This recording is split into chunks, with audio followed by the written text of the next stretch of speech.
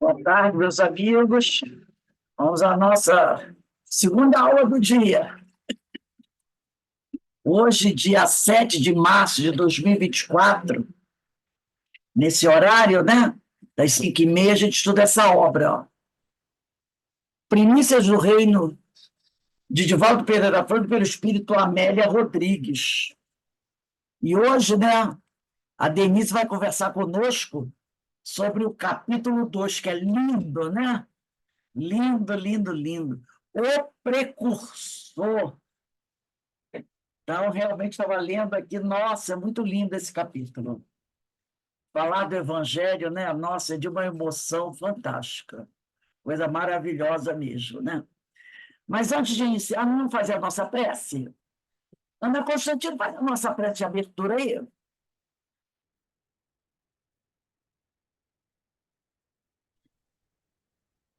Pai, Senhor da vida, agradecemos esse momento, essa oportunidade de reflexão, de estudo, agradecer ao Mestre Jesus, a espiritualidade amiga da Casa de Francisco, que nos acolhe. Agradecer, Pai, por estarmos reunidos com esse propósito de estudar os ensinamentos de Jesus e a doutrina espírita. Que Jesus possa estar conosco, agora e sempre. Graças a Deus. Graças a Deus. Denise, a palavra está aí com você. Primeiramente, eu quero pedir desculpas por eu não estar enxergando bem, estou sem meus Tranquila? óculos. Então, a leitura vai ficar um pouquinho mais difícil, mas a gente vai conseguindo A gente vai dividir. caminhar, tá? Vamos dividir A um gente pouquinho, tá bom, entende gente? porque estamos todos no mesmo barco. Então, essa maravilhosa leitura de hoje, capítulo 2, o precursor, dessa irmã que nos apoia no entendimento da mensagem do Cristo. Inicia esse capítulo dizendo assim, nos relatando, né? É muito interessante a forma com que ela vem trazendo, vem contando, e além de ser interessante, é lindo, né? É lindo. Realmente um desafio, tá? É um desafio, porque conta com a história, né? E a história é uma coisa assim, a gente aprende uma coisa nos livros didáticos, mas algumas coisas a gente não pega as minúcias. Então, vamos prestar atenção, porque algumas dificuldades podem acontecer, só para a gente se colocar no tempo, tá? Se colocar àquela época do nosso Mestre Jesus. Então, ela inicia assim: a porta abriu rangendo, em ferros gastos, e uma figura grotesca assomou a soleira, erguendo o alfanje brilhante de encontro ao retalho de luar que invadira a estreita cela. Então, tem a notinha aqui da nossa Amélia Rodrigues, citando Mateus, Marcos, Lucas, João, tá? Que a gente mais tarde pode consultar para ver exatamente isso. Fala, Rose. Esse alfanje brilhante é um Ah, eu vou. arma branca, Isso. né? Porque aqui, acho que estou dando spoiler, né? Mas ele está falando do carrasco, o carrasco, né? Com um facão na mão, ou um machado, É um sabre, né? né? Isso. Uma arma branca, podemos dizer assim, né? É a arma Isso. branca, essa figura grotesca, é o carrasco, né? Do carrasco. Exatamente. Olha só, é um sabre, né? O nosso dicionário nos ajuda aqui nesse caso. É um tipo de espada cuja lâmina pequena e larga possui um fio na parte convexa da curva. Na etimologia vem do árabe, al-anjar, né?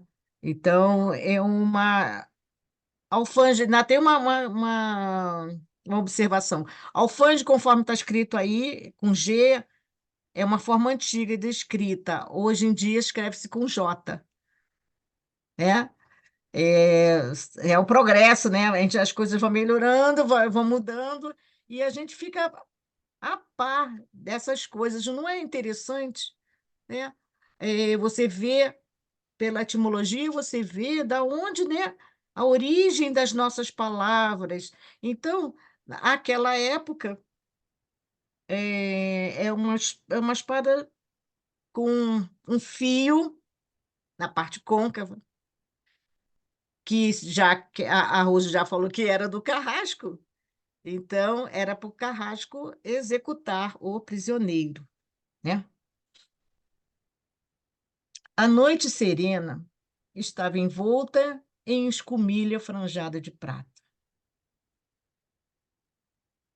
E se ouviam de longe em longe os surdos reveladores da bacanal desenfreada no outro lado. E bacanal é exatamente esse festim, é esse mesmo, é um festim dissoluto, né? É uma orgia. Então a noite estava serena, pintadas, né, de prata, como se tivesse a noite bem, bem estrelada, e de longe se ouvia esses surdos, esses instrumentos, tá? Maqueronte, ou maqueiro, fortaleza sombria erguida nas cumeadas do Planalto de Moabe, na Pérea, descortinava horizontes ilimitados. De um lado, o fosso do Mar Morto caindo 1.200 metros abaixo, e além das imensas planícies, o Monte Nebo, donde Moisés contemplara a terra prometida. Naquela torre da sinistra cidadela, ele já passara 10 meses de doloroso cativeiro. Então, um prisioneiro já tinha passado 10 meses de doloroso cativeiro. Então, ele sofreu bastante, né? Foi muito maltratado. Por quê? Ele estava isolado, ele não sofreu maltratado É porque fica com fome, com sede, fica longe. A pessoa que está... Eu vou dar um spoiler agora também, um pouquinho, que a gente já está sabendo quem ele está falando, né? Não, esse Pessoa era João, né? João Batista. Isso, João. é a pessoa que estava acostumada a caminhar livre no deserto, falar o que queria, porque ele falava o que ele queria, porque era a mensagem que ele tinha que passar, certo? E acostumado a andar em meia multidão no deserto, mas a multidão daqueles que podiam ouvi-lo, né? Que ele, imagina, caminhou o quanto ele não caminhou. Então, ele está dizendo que não era maltrato, ela está dizendo que não foi maltrato, né? Mas aqui, ó, continua. É verdade que não sofrera suplícios. Todavia, isolado dos discípulos amados, a quem no val de Bete-Abara ou nos mananciais da paz, em Citópolis, pregava a necessidade do arrependimento e a penitência, sofria o amargor da punição indébita. Por que que ele sofreu? Porque ele nada fez a não ser recriminar o que estava acontecendo ali no mundo, naquele local, com o reinado, né? Ele criticava muito. Ele era contra o que estava acontecendo naquela época, né? A torta e a direito, né? A imoralidade tomando conta de tudo, né? A ganância. E a gente sabe que essa época foi uma época bem difícil, né? Uma época bem complicada para todos aqueles que pretendiam ir pelo caminho reto, né? E para todos aqueles que não tinham o pão.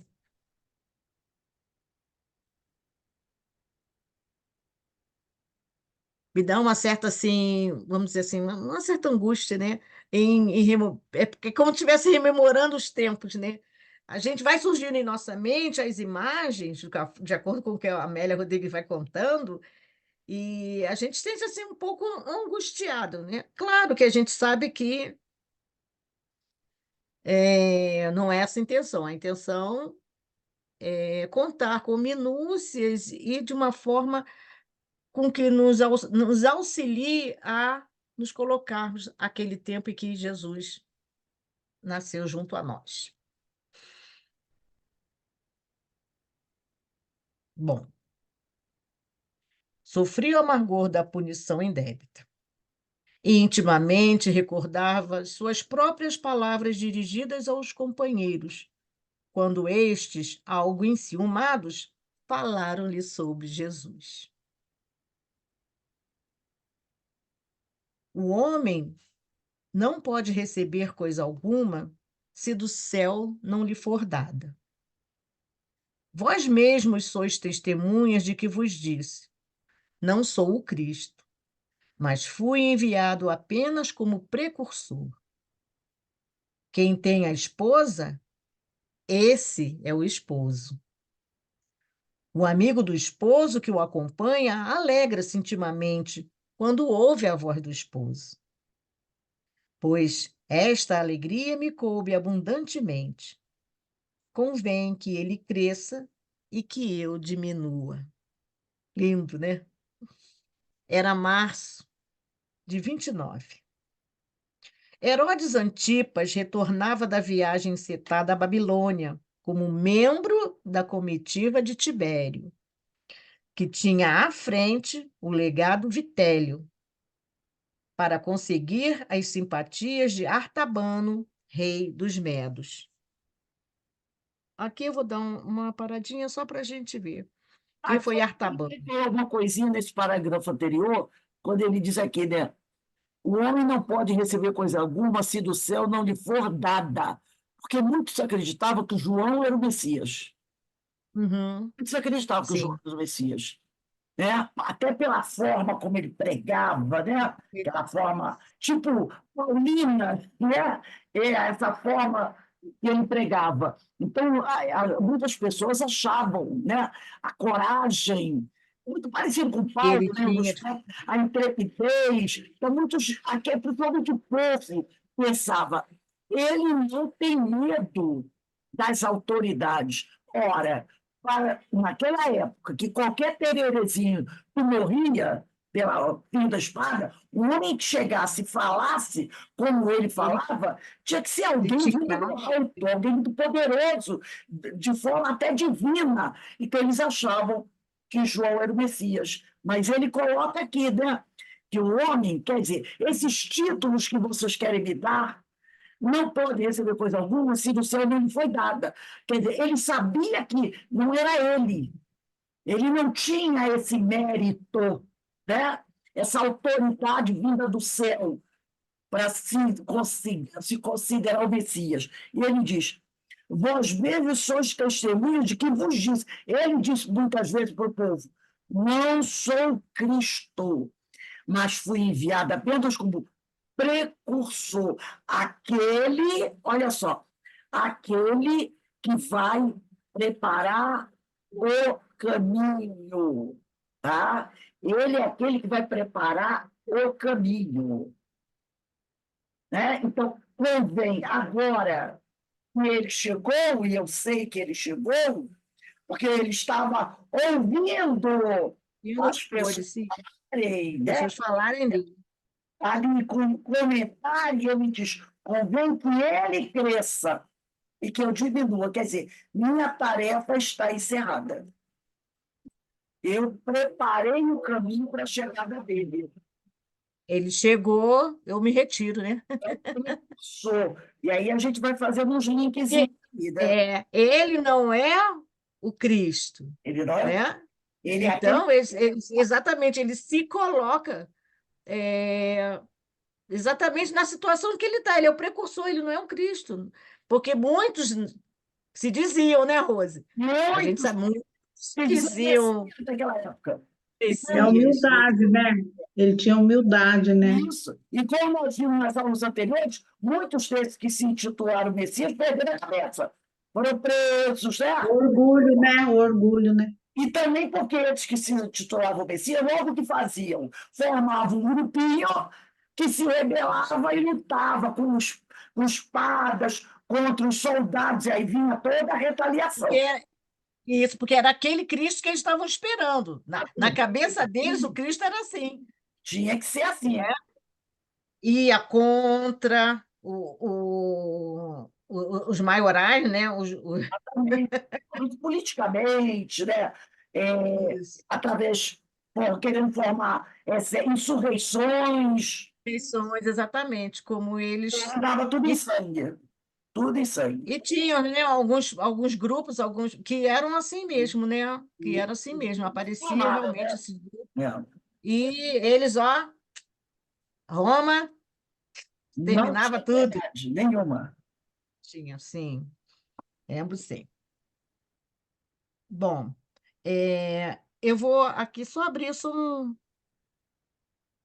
vamos compartilhar aqui só uma informação. Isso. Quem foi Artabano? A letra tá pequena, né? Que eu mesma não estou enxergando. Artabano foi. Queria aumentar aqui, mas não consegui. Quer que, Artabano foi um rei persa. Oi, fala, quer que eu leia? por favor. Ó, Artabano foi um rei persa que governou o Império Aquemenida. Ele foi o filho mais velho do grande rei Dario I, que conquistou o Império Aquemida e expandiu para além da Pérsia até a Ásia Menor. Ásia Menor. Quando Dario morreu, Artabano foi coroado rei. Ele era conhecido por sua capacidade de liderança e habilidades militares. Durante seu reinado, Artabano fez muitas reformas e melhorias. Ele também aumentou a força militar do Império Aquemenida e expandiu as fronteiras do Império. Ele também desenvolveu novas tecnologias e melhorou as estradas, facilitando a circulação de pessoas e mercadorias. Durante o seu reinado, Artabano teve que enfrentar vários inimigos que queriam destruir o Império Aquemenida. Ele lutou contra os gregos e os medos, bem como contra outras tribos bárbaras que tentavam invadir o Império. Durante seu reinado, Artabano conquistou várias nações vizinhas, como Babilônia, Síria e Egito. Ele também expandiu as fronteiras do Império até a Ásia Menor e até a Grécia. Alguns dos seus maiores feitos foram a conquista da Cilícia e da Lídia, bem como a derrota dos medos em batalhas. É para ler o de baixo, não, né? Não, não. Não, é só isso, peraí. É só para colocar as minhas minhas pequenas pesquisas assim, só para poder nos esclarecermos mais. Então, o que que aconteceu? Herodes Antipas estava nessa comitiva de Tibério, né? Então, ele queria conseguir a simpatia desse rei, que era um rei muito poderoso na época, né? O rei dos Medos. E ele tinha vencido os partos numa guerra sangrenta e cruel. Quer dizer, ele era poderoso, né? E tem um exército muito forte, e Herodes Antipa queria se ligar a ele para conseguir benefícios, né? Alguma coisa parecida com o que a gente vê atualmente, não, né? É, é só ele lá naquela época. Demorando-se em Maquedonte, resolver ali comemorar o próprio natalício. Esse é o Herodes Antipas, tá? Oferecendo a comitiva principesca. Aí o que que ele fez para aparecer? Ofereceu um Um muito suntuoso, banquete. festim, né? Então, ofereceu à comitiva principesca e ociosa, né, de não ficarem chateados, né, de ficar sem fazer nada, né? Ele resolveu fazer no aniversário dele um festim. Naquele inverno, ao invés de desfrutar o agradável clima de Tiberíades, onde passava invariavelmente essa quadra do ano. Então, é uma época que ele passava lá em Tiberíades, e a gente vai, eu vou compartilhar de novo, hein? Aqui, isso. Falando sobre Tiberíades. Então, tá aqui, Tiberíades ou Tiberíade. É uma cidade no norte de Israel, está situada às margens do Mar da Galileia, o qual é conhecido também por Mar ou Lago de Tiberíades. Foi denominada em honra ao imperador romano Tibério. É uma das 4 cidades sagradas do judaísmo, junto com Jerusalém, Hebrom e Safed. Na tradição judaica, está associada ao elemento água. Durante a época das Cruzadas, foi sede de um principado homônimo, também chamado de Principado da Galileia. O loendro, né? É uma Não, não. loendro, Não. um arbusto, né? Já chega, é só Tiberíades. Isso ali é outra observação. Então, aí eu coloquei um mapinha aqui para que a gente possa vê-lo. É Cafarnaum, Corazim, Betsaida, Seleucida, Magdala, Genezaré e Tiberíades, era aqui, ó. Aqui no sul, né?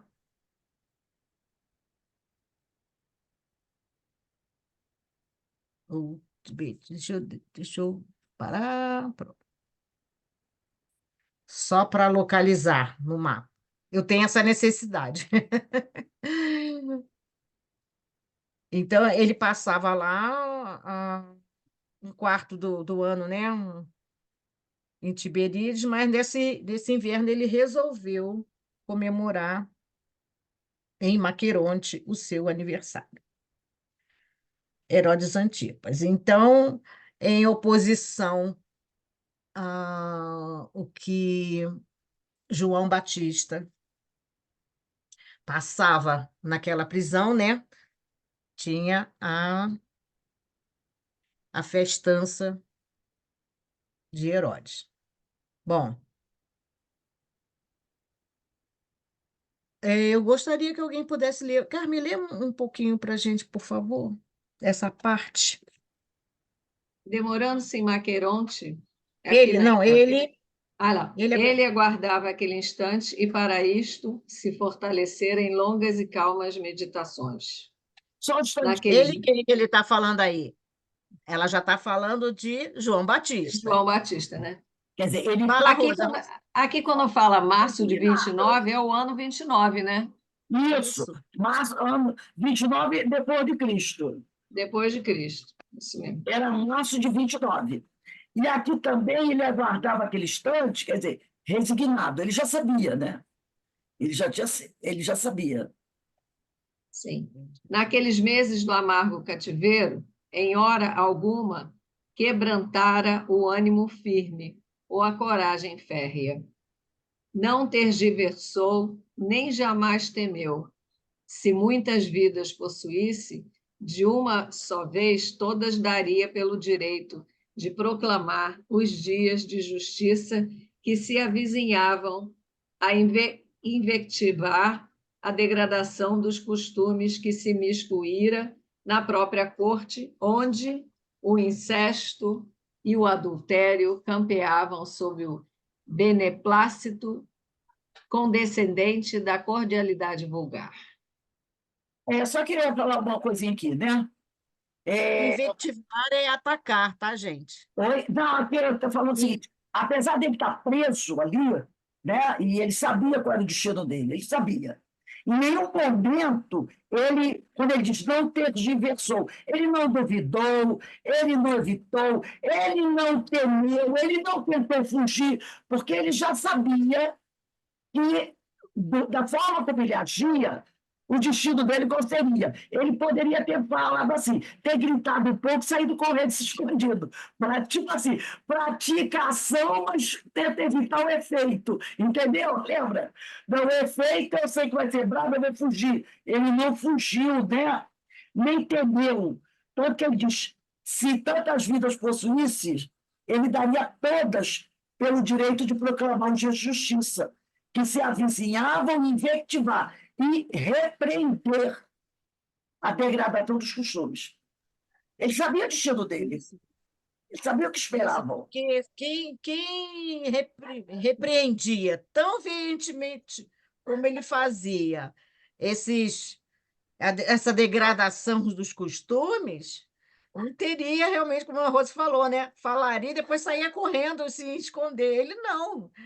E outra coisa, gente, diz aqui, que foi que eu falo? Sem em hora alguma quebrantar um ânimo firme ou a coragem férrea, naqueles 10 meses de prisão, longe de todo mundo, lá separado, sabendo que seria morto. Outra coisa que a gente vê também é que A firmeza da fé, né? Da fé, a firmeza outra dos coisa que a seus. gente vê também é, por exemplo, João Batista, os exemplos. Jesus, que sabia também que a atitude dele, né? Também, olha o Sermão dos 8 Ais, ele acha que ele não sabia que o destino. Outro, Paulo de Tarso, também sabia que todos aqueles que pregassem a justiça naqueles tempos sabiam que seriam alvos da violência, como todos os discípulos dele. Depois do Pentecostes, todos os discípulos dele sabiam, mas mesmo assim nenhum deles fugiu. Todos seguiram o exemplo de João, de Jesus, né? Enfrentando as dificuldades, sabendo que eram alvos, seriam alvos, né?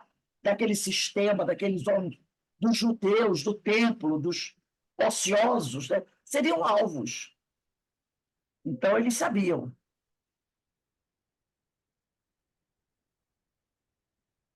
Quer que continue? Pode continuar.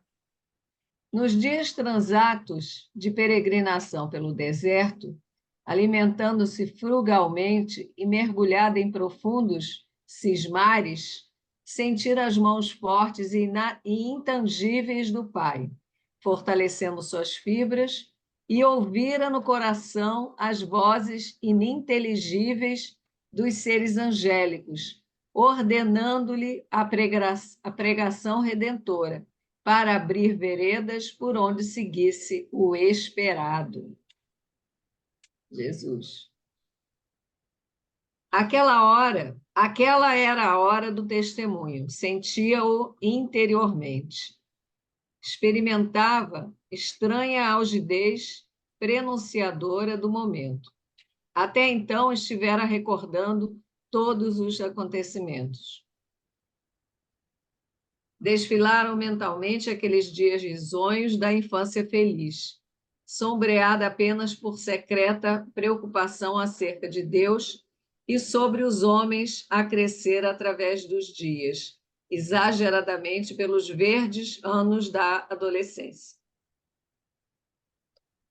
Quantas vezes não poderia dizê-lo, escutando as narrativas da lei, na sinagoga, ou comentando os livros sagrados, sentira-se arrebatado pela necessidade de meditar a sós, perdido pelos áridos e difíceis caminhos das regiões ásperas do deserto montanhoso e adusto. E, ao fazê-lo, quantas visões inextricáveis experimentara. Em toda a inquietação que o atormentava e em toda a necessidade de que procurava fugir, sentia que os céus o conduziam para um destino, o de preparar caminhos para outros pés, para o Messias libertador. Tudo na sua vida transcorrera de modo incomum. O berço fora-lhe oferecido em circunstâncias transcendentais. Seus pais receberam-no quando já não o esperavam. Conhecia o fato narrado do próprio Zacarias. Ansioso por um filho, ele fora ao templo orar, e ao fazê-lo, surpreendera-se pela presença de um ser espiritual que lhe disse: Nada receis, Zacarias, pois que a tua oração foi escutada. A tua mulher Isabel dar-te-á um filho, ao qual porás o nome de João. Ele será para ti motivo de alegria e regozijo, porquanto será grande no Senhor. O torpor e o... eu gostaria de Para falar, quê? Para que quê? relembra, não, só um instantinho, desculpa, de lembrar essa parte, né, da, do nascimento dele, né, porque já não se esperava que Isabel tivesse um filho, né, Rose? E a gente sabe que ele era primo, né, de Jesus, não é Maria isso? era prima de Isabel. Maria, prima de Isabel, exatamente. Pode continuar, amor. Era só uma. O torpor e o receio invadiram seu pai. Estranha mudez adviera-lhe e depois o nascimento aguardado. As mãos de Deus, indiscutivelmente, pousavam sobre o seu lar. Depois, ao seguir para o deserto, vestiu-se como o antigo profeta Elias, uma pele de camelo no corpo, em volta dos rins, em volta dos rins, um cinto de couro. Tem, né, já a forma de agir, de ser, né, do profeta, que era a reencarnação dele, né? Iniciaram o ministério por volta do ano 15 do Império de Tibério César, sendo Pôncio Pilatos governador da Judéia e Herodes Antipas tetrarca da Galiléia. Descera aos chapadões rochosos e duros da Pereia e viera a Betara, perto da embocadura do Mar Morto, onde o Jordão enseja um val de fácil acesso para as caravanas. É um local E já de um rio, né? Por isso que era fácil as caravanas passarem. Ali era bem raso, né? Era numa parte do rio bem rasa, por isso as caravanas poderiam passar. E ali começara pregando e lavando as impurezas com a água do rio, expectante, porém, quanto àquele que conduziria os homens, assinalando-os com o fogo da verdade, o sinal da vida eterna. O clima no inverno ali delicioso, e as águas velozes passam cantando entre os festões de canas e fetos sob sombra de tamarindeiros, cujo verdor contrasta com o deserto de fogo ardente e nu mais adiante. Contava somente 30 anos e estava estuante de força e vigor. Era mais ou menos a mesma idade de Jesus. De Jesus, né? Eu achava que ele era mais velho. Poucos meses, poucos meses. Não dava nem um As ano. pessoas pareciam mais velhas, enfim, Não dava nem um como ano. retrato. Quando Tem uma passagem, né, que Maria vai visitar, né? ela já está Isso, não lembra? Ela está grávida também, as duas se encontram, né? para ter neném e Maria já está com alguns meses. Então, deve ser uns 6 meses de diferença. Bem lembrado, é isso mesmo. Que conta até que Acho que João mexeu no João ventre ou Jesus, sei mexeu lá, no ventre de Isabel ao quando Maria a se aproximar. presença de Jesus, né? Quando Maria e Jesus e Muito Isabel se lindo. encontram. É isso mesmo, tinha esquecido dessa parte.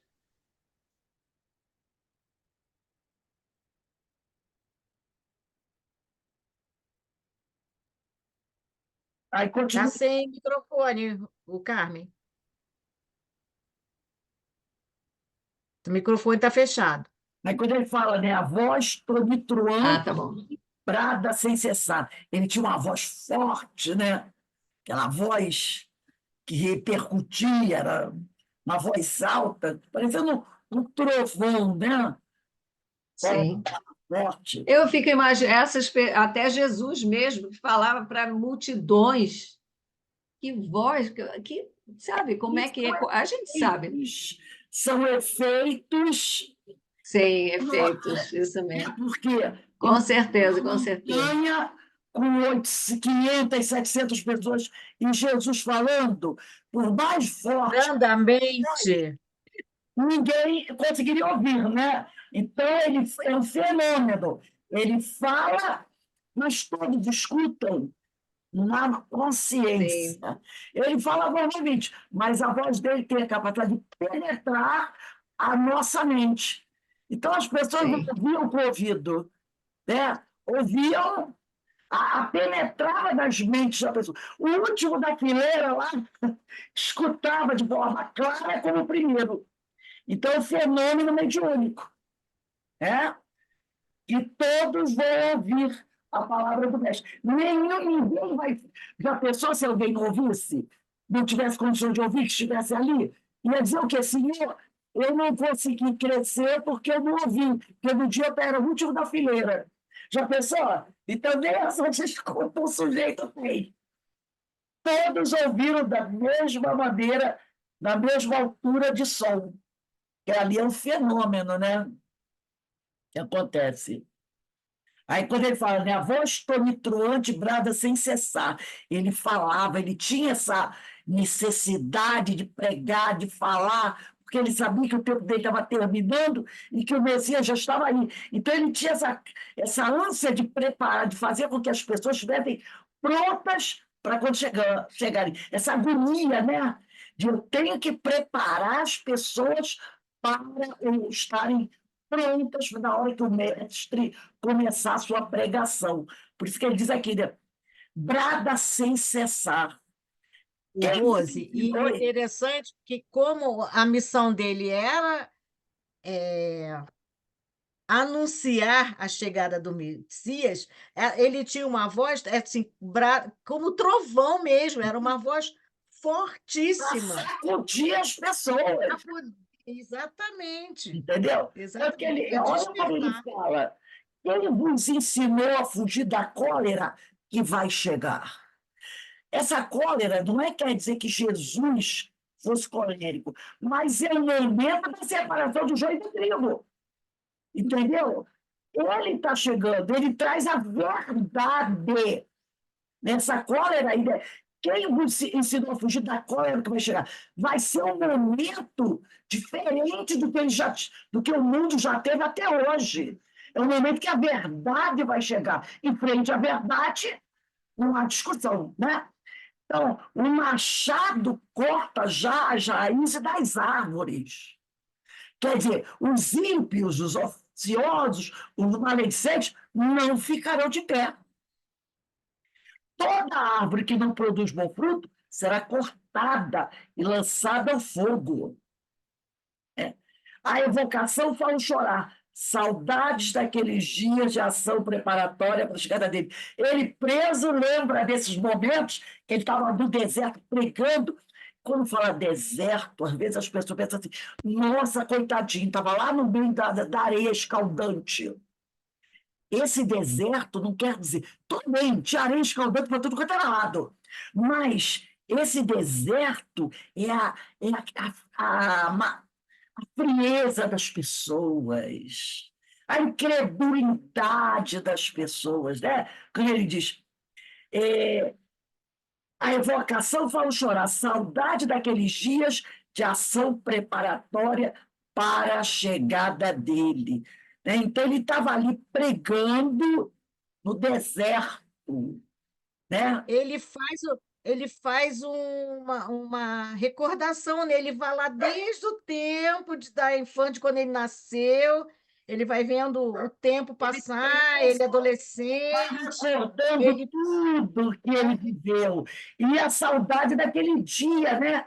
Que ele estava pregando no deserto. porque ele tinha certeza de que ali ia chegar a hora dele. Ele sabia que era o fim dele. Ele Ele sabia. sabia. Então, ele estava recordando com alegria o tempo que ele trabalhou, né? Pregando no deserto. Pregar no deserto, frente àquelas pessoas impuras, incrédulas, maledicentes, ociosas, e ele ali, né? Secas, né? De tudo, né? Secas de amor, secas de... Ali, em pedra dura, tanto bate até que fura. Esse tipo de Isso coisa. aí. Pregado no deserto. Né? É Isso aí. realmente fantástico, lindo isso, né? Isso Ainda aí. vamos parar aqui ou ainda vai ler mais um pedacinho? Eu estava pensando em ler mais um pedacinho. Então vamos ler até mais uns 1, 2, 3, 4 parágrafos. Eu acho que dá para ler mais 4 parágrafos. Então vamos lá. Eu que Havia- leio ou você que lê? Eu vou ler um pouquinho aqui. Tá. É que eu paro um pouquinho para observar, mas eu me empolgo. Vamos ver. Havia quase 5 séculos que a boca profética ali se calara, e uma preocupação geral dominava os corações. Olha só. O sangue das vítimas. Por que que ele havia 5 séculos que a boca profética lhe se calara? Porque já fazia 500 anos que Malaquias tinha morrido. Malaquias é o último profeta do Antigo Testamento. Então, entre Malaquias e João Batista, passam-se 500 anos. E nesse 500 anos. intervalo, pelo menos diz a história da Bíblia, nenhum grande profeta apareceu pregando como Malaquias ou como João, né? Porque acho que precisava mesmo desse intervalo. Claro que precisava, né? Senão não haveria. As pessoas ficam preocupadas. O que está acontecendo que nenhum grande profeta retornou antes de João aparecer? Estava todo mundo assim, porque eles estavam acostumados de tempos em tempos, chegavam pelo profeta, e ali, 500 anos sem um grande profeta pregar a vinda do Messias. Estava todo mundo preocupado, né? O que está acontecendo? E é também aquela coisa, né? O passar da história para eles é oral. Como é que fala? Tradição oral. A tradição oral. E de repente, E, nada, e se calou tudo. isso. E para eles, e também outra coisa, são várias gerações, né? 500 anos. E sem nenhum grande evento. Então, Então, estava todo isso. mundo, né? Meio desesperançado, né, Rose? Meio Não, a tradição oral desesperançado. Que quando sempre você está ouvindo sempre, e a tradição oral sempre vinha anunciando os grandes eventos patrocinados pelos grandes profetas, Elias, Jeremias, Malaquias, e de repente, silêncio, só dor e sofrimento, só dor e sofrimento, só dor e sofrimento. É o que ele vai dizer aí, né? é isso aí. Havia quase 5 séculos que a boca profética ali se calara, e uma preocupação geral dominava os corações. O sangue das vítimas das guerras e das rebeliões incessantes, abafadas a ferro e a fogo, corria abundante, e o clamor das vozes ao Senhor era ensurdecedor. O alto, no entanto, permanecia em silêncio. Ele se sentia, não há como duvidar, a voz que clama no deserto. Isso não há como duvidar. E preparava os caminhos do Senhor. Fora assim mesmo que responderam aos judeus enviados pelos sacerdotes e levitas de Jerusalém, ao lhe indagarem se ele era o Cristo ou o Elias esperado. Sabe o que eu Bom, me lembrei agora? é. Ah, Entre Francisco de Assis, hum, que a gente lembre, lógico, tiveram outros grandes homens, mas como Francisco de Assis, depois que ele morreu, por volta de 1200 e pouco, até a chegada do Consolador em 1800 e pouco, foram mais ou menos 600 anos.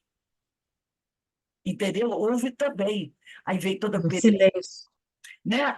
Tudo bem que apareceu um ou outro, mas não como Francisco, que veio e falou, falava de forma também, né, sem medo.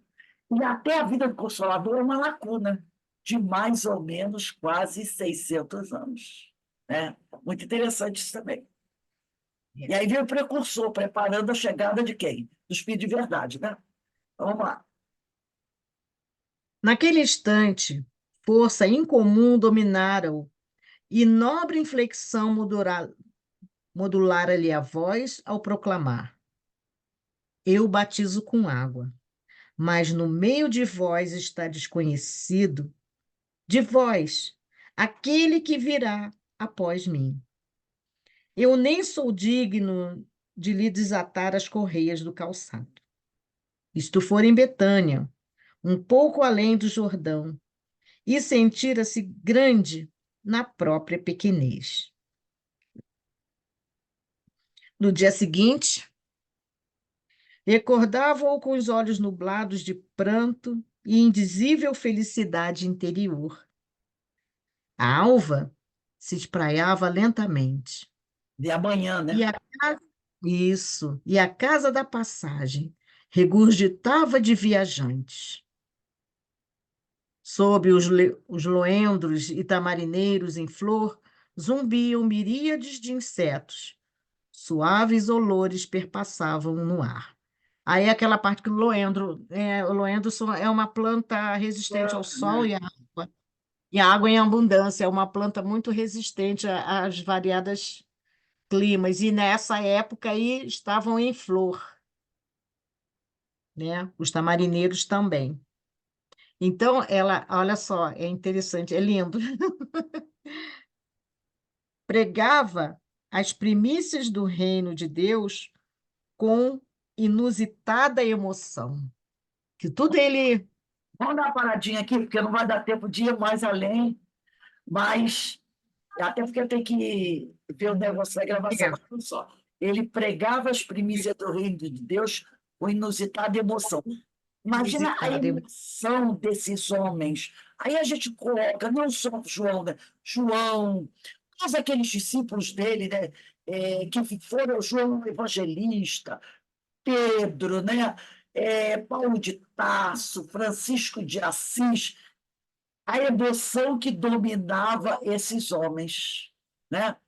Que tinham essa certeza dentro deles que ele era o Messias e que eles tinham uma missão, e essa missão eles levariam até o fim dos tempos. Então é uma coisa assim fantástica quando você percebe, quando você, a criatura, não vou falar só os espíritos, quando você, como ser humano, mesmo sendo espírito imperfeito ainda, já descobre o caminho que você tem que seguir. Né? Mesmo E que está caminhando no caminho reto, né? nós que ainda que não somos aqueles discípulos, né? sou bem pequenininho, mas Olha a lição passada, olha a lição dos carismas. Diversidade dos carismas, intuição. Olha a intuição. quando você já descobre o caminho que você escolheu, e que é esse caminho que você vai seguir, isso já te enche de inusitada emoção. E é isso que a espiritualidade de Jesus quer, que você descubra isso. Agora, como você vai traçar esse caminho, aí você tem certeza que vai. Como nós estudamos na Diversidade dos Carismas, ele já sabe até o final. Mas ele quer ver esse momento que você descobre. É isso aqui que eu quero. É isso que eu venho procurando há muito tempo. É isso que eu quero. Essa é a estrada do Damasco. Essa é a estrada do Damasco. Daí para frente, como você vai fazer, não importa, você vai fazer. Mas a grande emoção está quando você encontra a sua estrada de Damasco. E você, é o que ele diz aqui, pregava as primícias do reino como inusitada emoção. Porque aí tudo que você faz é com essa grande emoção, é com essa certeza, é com essa firmeza. Entendeu? Você imagina realmente a emoção dele proclamar a vida do Cristo e sentir que o Cristo chegou, né? Sentir que Jesus está ali. Ele não conhecia, imagina, né? Ele não conhecia e já. Depois, eu não vou contar, não. Já é da próxima leitura. Agora a gente traz para a gente, né? Vamos trazer para a gente. Que o bom também é a gente trazer isso para a gente. Quando você já descobre a sua estrada de Damasco, quando você. Agora você sabe o que você tem que fazer. que você tem que fazer? Você tem que ser a voz que clama no deserto. Olha o mundo que a gente está vivendo, né? Não é um deserto? É. Fora das dunas, né? E aí você vai ter que pregar o evangelho, você vai ter que ser, logicamente, tudo é uma alegoria, né? Você vai, é uma analogia que eu estou fazendo. Você vai ter que ser a voz que clama no deserto, sem se preocupar com os ataques que você vai receber, as pedradas que você vai receber, ou se algum rei desses vai te mandar prender. Quer dizer, o que seria isso? Te ofender, te agredir, dizer que você está maluco, que você só quer saber disso, entendeu? Então, isso é o rei que vem te prender. Você agora é o que diz aqui, ele fala aqui no início, né? É, ele aguardava aquele instante, ele aguardava aquele instante, e para isso se fortalecer em longas e calmas meditações. Agora que você encontrou sua estrada no deserto, que você também será uma das vozes que clama no deserto, pregando a boa nova, você sabe que vai aguardar o instante aonde os momentos difíceis vão chegar.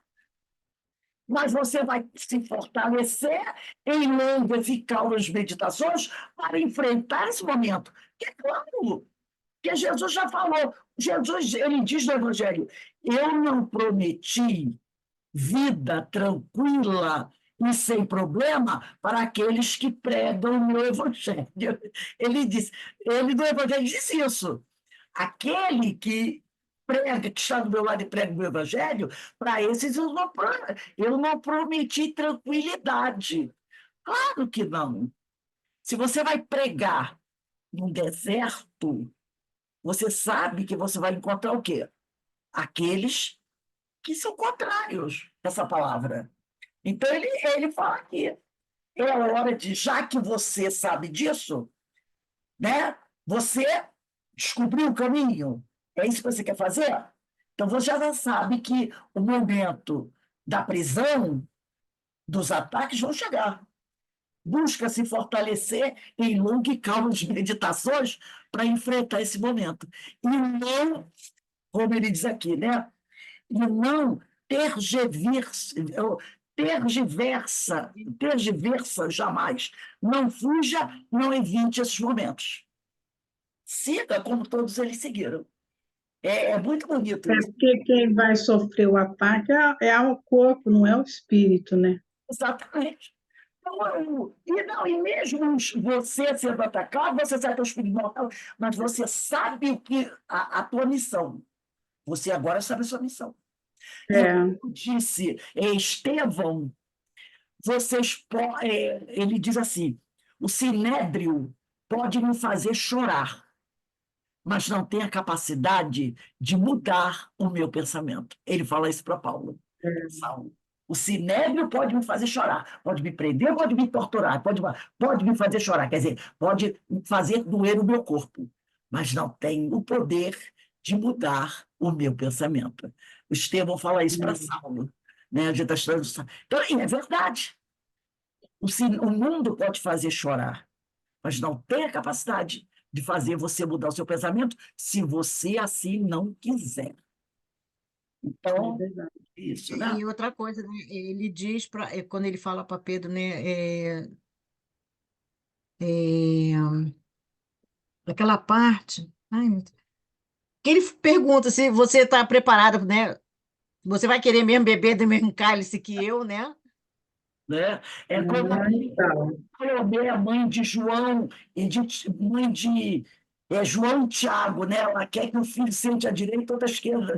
Aí Jesus, seus filhos estão prontos, preparados para sentarem ao meu lado, para estarem ao meu lado? Porque, E ele diz para Pedro que eu te levarei aonde não queiras ir, né?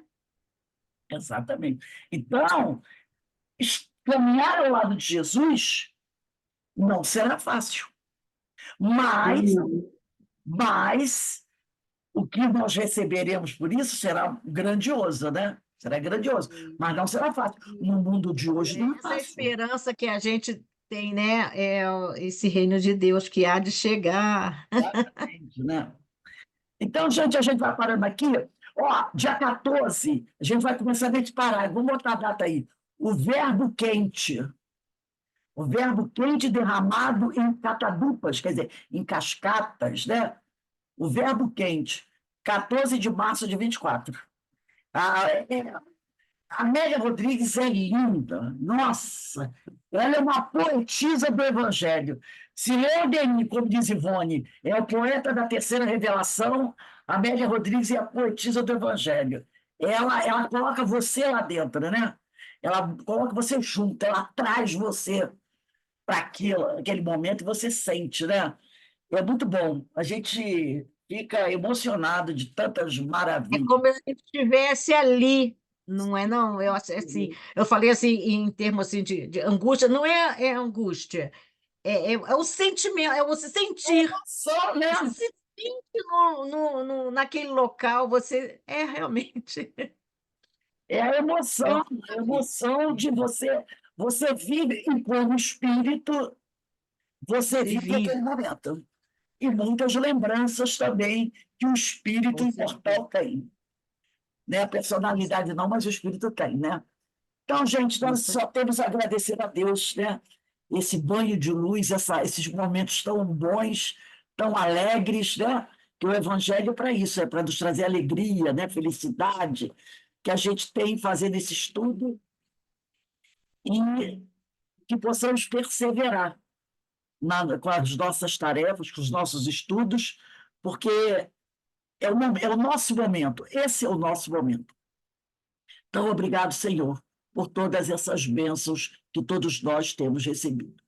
Bem, gente, daqui a pouco nós vamos receber aqui a nossa irmã Marilyn Lopes. Ela vai fazer a palestra lá dos Estados Unidos. E ela vai falar sobre a realeza de Jesus. Evangelho segundo o Espiritismo, capítulo 2, item 4. Não é à toa, né? Ela vai falar sobre a realeza de Jesus. Então, daqui a pouco a gente vai dar uma paradinha, beber uma água e se preparar, né, para esse momento tão bonito que é ouvir falar sobre Jesus. Tá? Vou aqui Até para já.